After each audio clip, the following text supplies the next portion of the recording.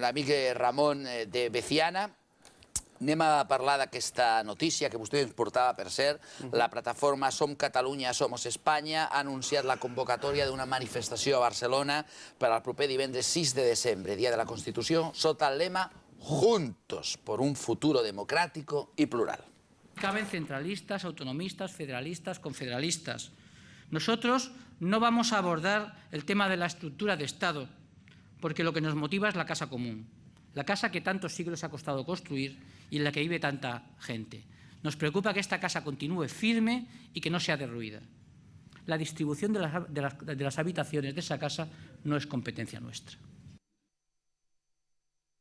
Ens vol explicar, si us plau, Ramon, les declaracions? Efectivament, doncs el dia 6 hi haurà una manifestació per demostrar que hi ha molts catalans que ens sentim espanyols i no per això ens impedeix ser catalans i espanyols alhora i amb goig sortirem al carrer.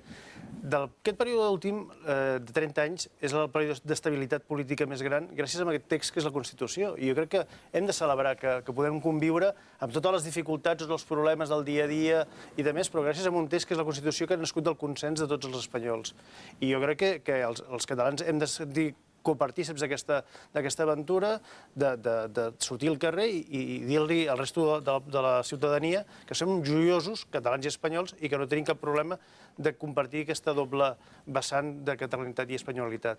I jo crec que malgrat hi ha algú que pretén trencar Catalunya i Espanya per problemes que poden haver i que són legítims, el que no té justificació és que hi hagi un trencament social, un trencament de famílies i de més per pura estratègia política per uns i per altres per creure que la seva opinió pot imposar-se sobre el resta dels espanyols, perquè al final, si Catalunya es trenca d'Espanya, no és només que Catalunya serà per Espanya, sinó que Espanya perd una part important, que és Catalunya.